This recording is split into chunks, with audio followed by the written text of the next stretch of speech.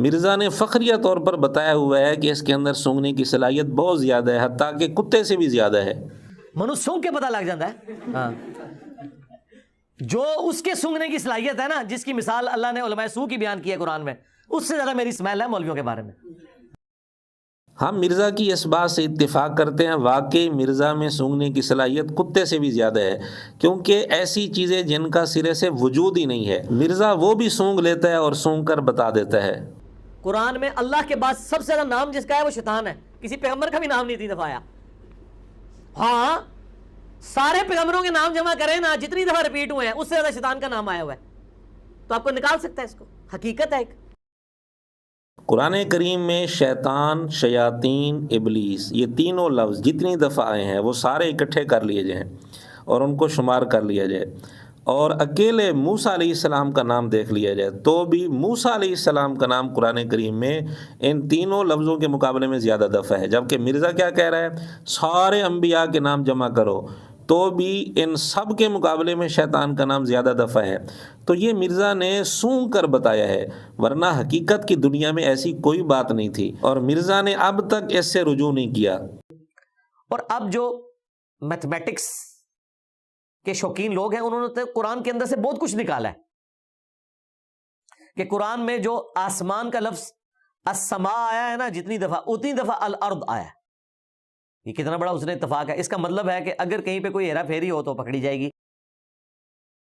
ہیرا پھیری تو خود کر دی، قرآن میں السماء کا لفظ دیکھ لیں، الارض کا لفظ دیکھ لیں، مرزا کہتا ہے کہ دونوں برابر ہیں، دونوں کی تعداد برابر ہے، حالانکہ بالکل غلط ہے، ایسی کوئی بات نہیں ہے، بہت زیادہ فرق ہے دونوں کی تعداد میں۔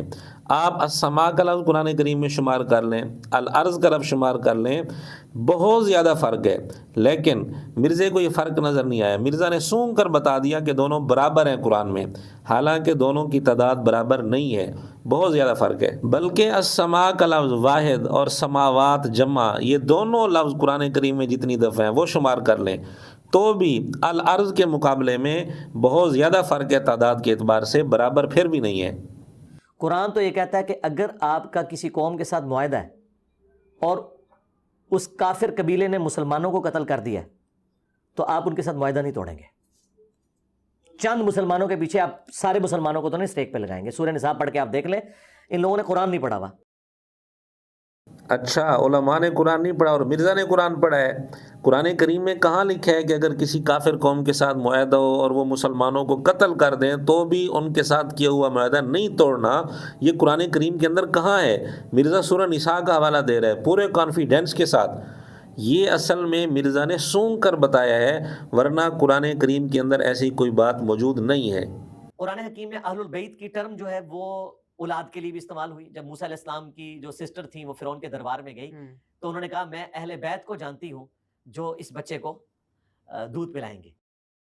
واہ مرزا واہ، دعویٰ کیا ہے اور دلیل کیا پیش کر رہا ہے؟ دعویٰ یہ ہے کہ اہل بیت کا لفظ قرآن کریم میں اولاد کے لیے بھی استعمال ہوا ہے، اور دلیل میں سورہ قصص کی آیت پیش کی جس کا ترجمہ بھی خود کیا کہ موسیٰ علیہ السلام کی بہن نے کہا تھا فرعون کے دربار میں جا کر کہ میں ایسے اہل بیت کو جانتی ہوں جو اس بچے کو دودھ پلائیں گی، تو اہل بیت جو اس بچے کو دودھ پلائیں گے وہ اہل بیت سے مراد اولاد ہے، بچے کو اولاد دودھ پلائے گی۔ واہ مرزا واہ، تو یہ جو بات مرزے نے کی، یہ جو استدلال کیا، یوں تو کہہ سکتے ہیں کہ یہ سونگ کر مرزا نے استدلال کیا، سونگ کر ثابت کرنے کی کوشش کی، ورنہ در حقیقت قرآن کریم کی اس آیت میں اہل بیت کا لفظ اولاد کے لیے بالکل استعمال نہیں ہوا۔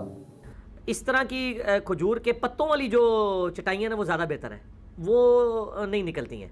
وہ دوسری جو آج کل یہ اسرائیل گیر بن دی ہیں، یہ کہڑی ہیں وہ پھوڑ جنہوں کہتے ہیں، ہاں دب، عربی میں لفظ دب ہے، یہ عربی لفظ دب کا ہے، دب عربی میں کہتے ہیں گھاس کو، یہ عربی کا لفظ ہے، قرآن میں بھی آیا یہ لفظ دب، ٹھیک ہے نا۔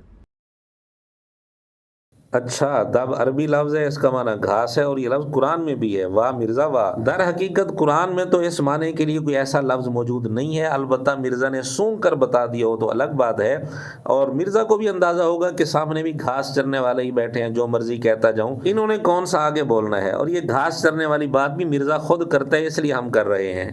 قرآن شک میں پڑ جائے گا جی، یہ تو حضرت معاویہ پہ اٹیک جو ہے وہ قرآن پہ اٹیک ہے، وہ وہی لکھا کرتے تھے۔ وہ بھائی کیڑی وہی لکھی؟ فتح مکہ کے موقع پر جو بندہ مسلمان ہوا جب 99.99% قرآن نازل ہو چکا ہے اس کے بعد کون سی وحی لکھی ہے؟